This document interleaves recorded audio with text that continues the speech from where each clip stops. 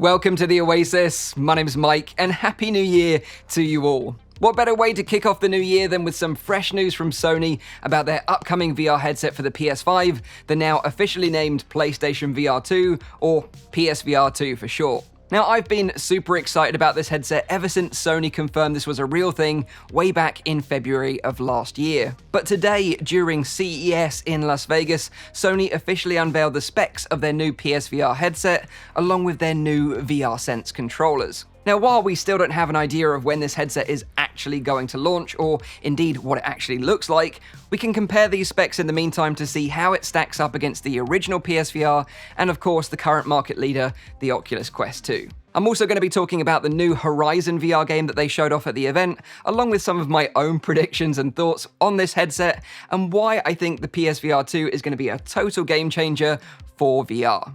So, I hope you enjoy this one, and let's dive in.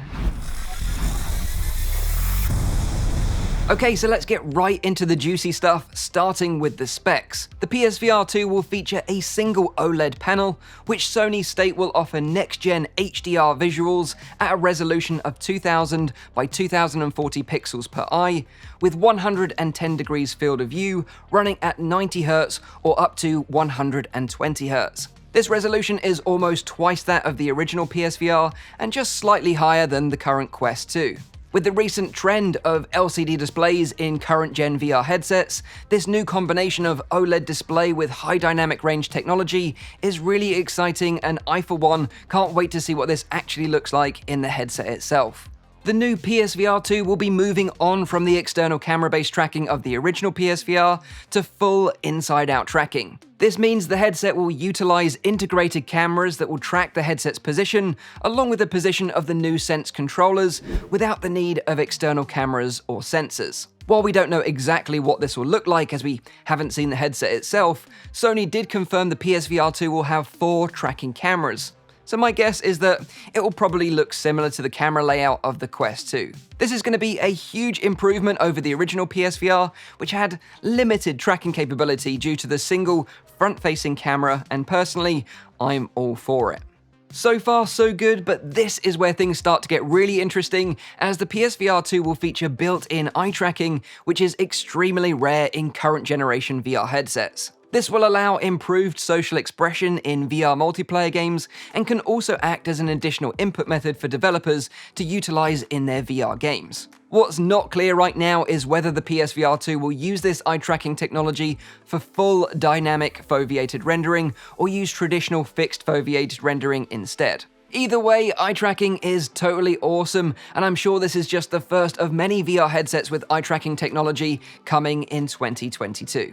Another unique feature of the PSVR2 is that it'll have built-in headset haptic feedback, and we've not seen that in a VR headset before. This feedback will come from a single vibration motor, providing another layer of immersion to gamers, heightening the sensation of in-game actions. Sony gave a few examples of how this could work, such as being able to feel the elevated pulse of an in-game character during tense moments, feeling the thrust of a vehicle, or feeling the force of being stepped on by a tall vampire lady.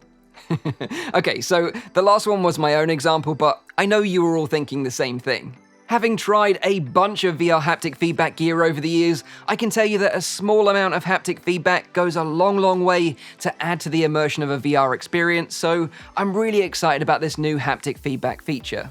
Now let's move on to audio. Sony confirmed the headset will take full advantage of the PS5's Tempest 3D audio tech, providing rich spatial audio in VR. But what's unclear at this time is whether this will be in the form of speaker outlets near the ears like the Quest 2, drop-down off-ear headphones like the Valve Index, or like the original PSVR, which required the use of wired earbuds or headphones utilizing a 3.5mm audio jack.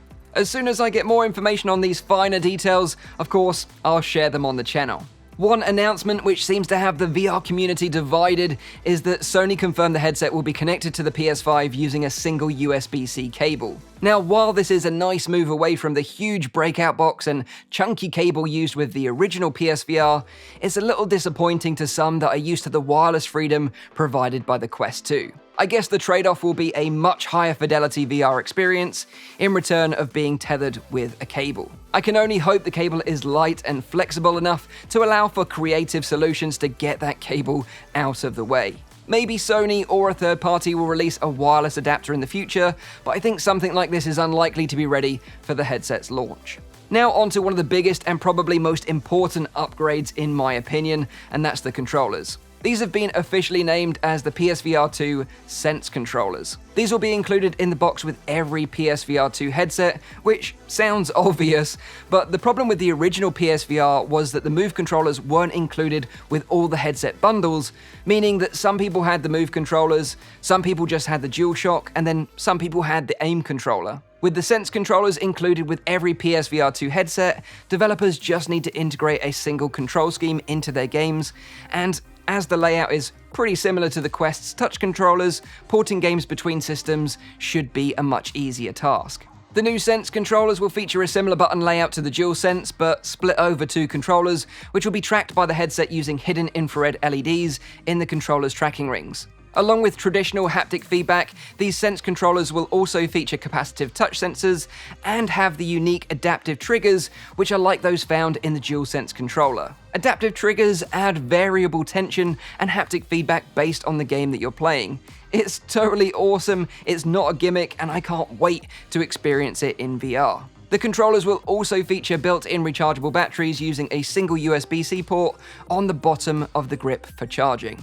Now, all this new hardware is incredibly exciting, but it isn't the hardware that sells headsets, it's the games. And this is where I think the PSVR2 will really shine and will be a game changer for VR. You see, where Sony trumps any other player in the VR space is their deep-rooted history in gaming, their own incredible first-party lineup of game studios, and their third-party developer relationships. Despite the original PSVR's dated hardware, it always had a solid lineup of PlayStation-exclusive VR games. Astrobot, Iron Man, Firewall, Resident Evil 7 VR, and Blood and Truth still serve as some of the best VR games to date. And I expect to see an even more aggressive push from Sony this time round with a regular release schedule of VR content post-headset release.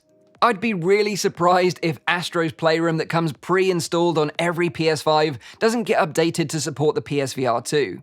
I mean, it would be a huge missed opportunity if that doesn't happen. It's highly likely we'll see more exclusive VR modes added to flat games like Gran Turismo and Resident Evil Village. And it's this approach of adding VR modes to big flat games that I think will serve Sony well in the long term. The only game that's been officially announced to support the PSVR2 at this time is Horizon Call of the Mountain, which is a spin-off game from Horizon Forbidden West. The developers Guerrilla and Firesprite state this story will be told through the eyes of a brand new character who will meet Aloy along with other familiar faces throughout their adventure. It's not really clear at this point if this is just a short VR experience or a fully fledged VR game, but only time will tell.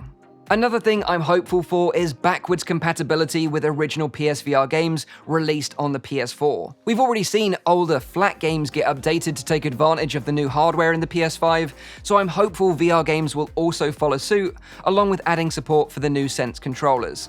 To end this gaming section, something clever that I recently noticed is that throughout 2021, PlayStation regularly offered free VR games to PlayStation Plus members. So many gamers out there will already have a small library of great VR content to play when the PSVR 2 eventually releases. This is a super smart move from Sony.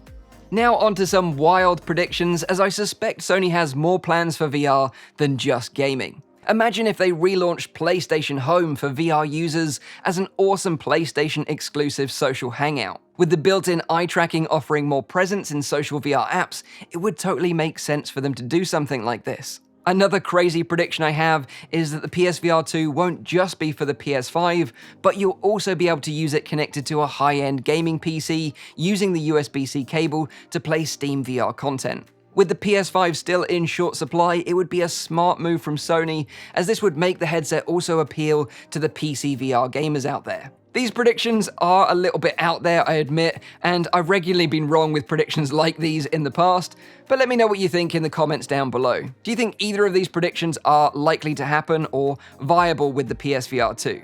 And finally, onto the important questions of pricing and a release window. Now, we don't have official pricing or dates just yet, but I would estimate the headset will retail between $400 and $500, or equivalent in British pounds, and I would estimate we'll see a release window between summer and the end of 2022. Now, the only real issue I can foresee for Sony is the current availability of the PS5. Even a year after its launch, it's still almost impossible to find one without paying over the odds from some scummy scalper online. With the release of the PSVR2, if the situation doesn't change, the hype of this new headset could drive the scalper market prices even higher. So my advice to you would be, if you're seriously considering the PSVR2, I would try and secure a PS5 as soon as you possibly can to avoid any disappointment. So to wrap this up, whether you're interested in the PSVR2 or not, one thing I want you to take away from this video is a catchphrase PlayStation used to use regularly in their old TV commercials, and that is, don't underestimate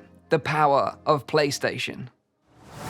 Okay, so that's what we know about the PSVR2 so far. Personally, I'm really excited for a next-gen PSVR headset, and I can't wait to get my hands on one. I feel like this headset is really going to open up VR to a whole new audience of gamers, just like the original PSVR did when it launched way back in 2016. Fun fact, Sony recently projected that 22 million PS5s will be sold by the end of March 2022, which is a huge potential install base for this new PSVR headset. While Quest 2 will no doubt continue its lead in the standalone market, it certainly seems that PlayStation VR will be the platform of choice for gamers looking for next-gen high-end graphics, along with new, deeper and immersive VR games. This is something that's been sorely lacking on the PC VR side and just isn't possible with the limitations of the Quest 2 hardware, so it's going to be really interesting to see what impact this headset has on the VR market. With Quest 2 selling incredibly well over the holidays and PSVR 2 on the horizon, no pun intended,